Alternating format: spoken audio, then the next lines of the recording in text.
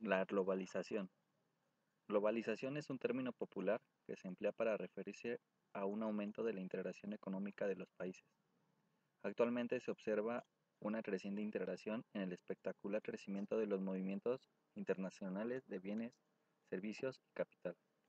El diccionario de la Real Academia Española registra la entrada de globalización, entendida como la tendencia de los mercados y de las empresas a extenderse, alcanzando una dimensión mundial que sobrepasa las fronteras nacionales. En Estados Unidos, un importante componente de la globalización es el espectacular aumento que ha experimentado la producción nacional que se dedica a las importaciones y a las exportaciones. Como consecuencia de la continua disminución de los costes de transportes y de las comunicaciones, así como de los aranceles y de otras barreras al comercio, la proporción de la producción nacional correspondiente al comercio se ha duplicado con creces en los últimos 50 años.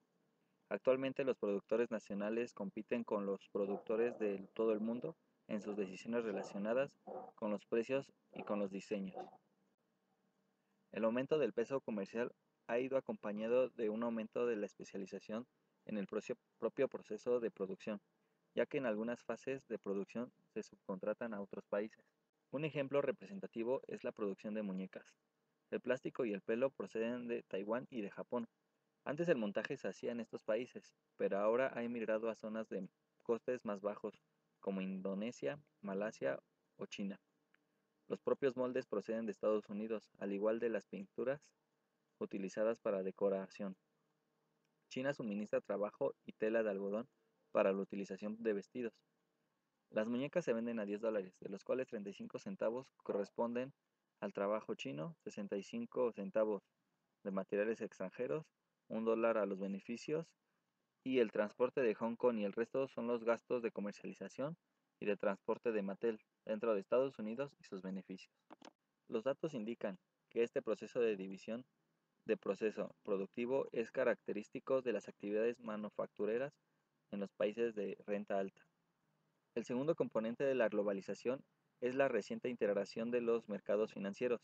La integración financiera se observa en la aceleración del ritmo al que se conceden préstamos internacionales, así como en la convergencia de los tipos de interés de los distintos países.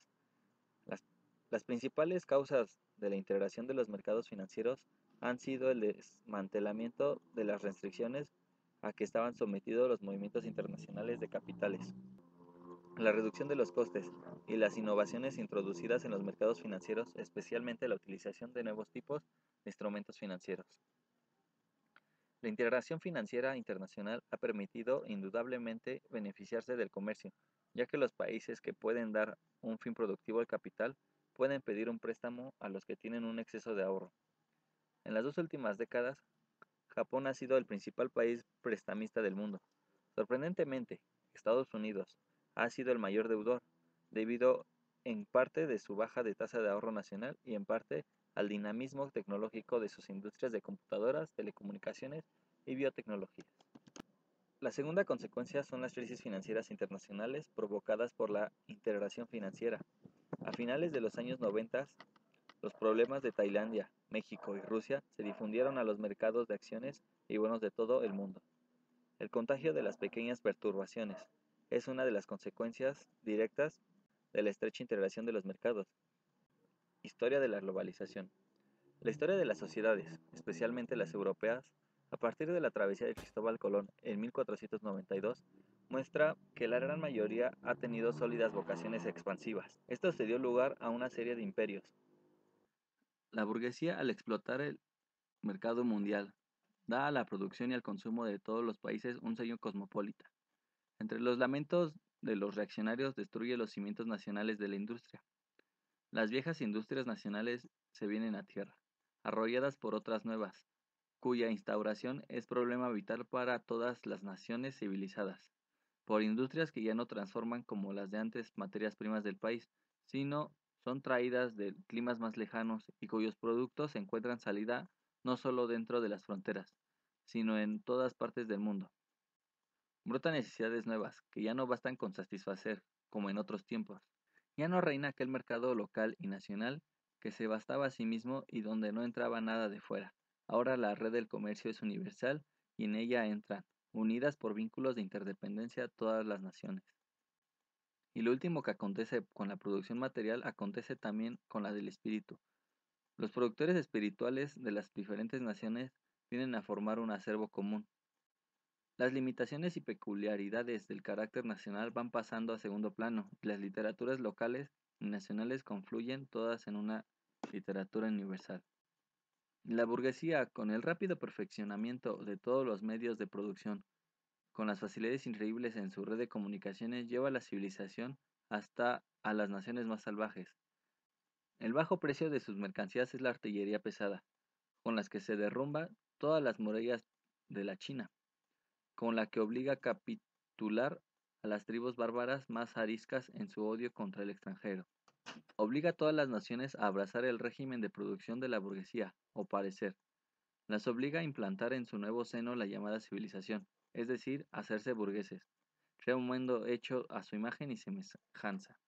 Sin embargo, esta situación empezó a cambiar en la década de los 70 del siglo XIX.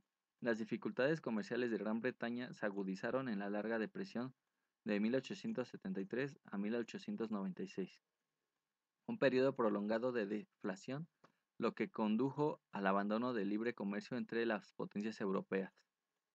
Esto a su vez provocó un nuevo periodo colonial.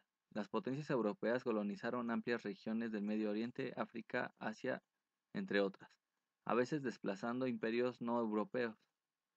Esto ocasionó nuevas tensiones entre las potencias coloniales, lo que a su vez llevó a nuevas tentativas de arreglos entre ellas. La nueva ola proteccionista desembocó en dos sangrientas guerras mundiales que causaron grandes sufrimientos a los pueblos y enormes daños a las economías, llevando a la retracción del volumen y a la importancia de los flujos internacionales del comercio. Durante esas fechas se produce en 1917 la Revolución Rusa, que establece el primer Estado comunista, la Unión Soviética. Sin embargo, las guerras no resuelven el otro problema central de la economía mundial de la época, las fluctuaciones cíclicas o crisis cíclicas de la actividad económica en periodos relativamente cortos de expansión seguidos por recesión. La más conocida de estas es la Gran Depresión de 1929. Hacia el fin de este periodo, entre las dos guerras, se empieza a aceptar en las naciones capitalistas la noción de que el Estado tiene una doble función fundamental en el funcionamiento de la economía. Uno, asegurar la prosperidad de la población y el otro, en evitar los ciclos de crecimiento y recesión. Se crean así las bases para la aparición del estado de bienestar. En 1945, poco antes de finalizar la Segunda Guerra Mundial, las Naciones Unidas, aún en proceso de constitución, realizan una conferencia financiera en Estados Unidos, donde se decide crear el Fondo Monetario Internacional y el Banco Mundial. Poco después, en 1947, se firma el Acuerdo General sobre Aranceles y Comercio. Sin embargo, al terminar la Segunda Guerra Mundial, el mundo se dividió en dos grandes bloques, políticos y económicos. El bloque capitalista, con el liderazgo indisputado de Estados Unidos, y el bloque comunista, con el liderazgo también indisputado de la Unión Soviética. El poder atómico con que contaron ambos bloques expuso a la humanidad al peligro de una guerra mundial, y por primera vez a la posibilidad de autodestruirse como especie. Este peligro produjo la llamada Guerra Fría e incremento de una conciencia de destino común como especie. Por su parte, los pueblos de las colonias europeas iniciaron una serie de luchas de descolonización y de liberación nacional que culminaron en la creación de más de 100 nuevas naciones independientes. Muchos de estos países prefirieron no alinearse en ninguno de estos dos bloques. Emergió entonces un tercer mundo que se organizó como movimiento de países no alineados que, aun manteniendo cierta relación con uno o con los dos bloques, se mantenían neutrales en la confrontación global. Este sector puso en práctica una serie de políticas a fin de obtener un desarrollo económico, mucho más de las cuales estaban basadas en el principio de la industrialización por sustitución de importaciones. Históricamente, los bloques practicaban el proteccionismo en relación a los otros, y a veces con sus propios aliados. Entre los bloques capitalistas y comunistas el motivo es obvio, pero a su vez ambos buscaban manipular las lealtades de los miembros del grupo tercermundista, a través de la concesión o de negación de relaciones económicas. A su vez, los tercermundistas trataban de evitar esa relación que fue descrita como de dependencia o neocolonial, tratando de llegar a la autosuficiencia económica. El 9 de noviembre de 1989 se produjo la caída del muro de Berlín, abriendo camino a la implosión de la Unión Soviética en 1991 y la desaparición del bloque comunista. A partir de ese momento comenzó una nueva etapa, la globalización.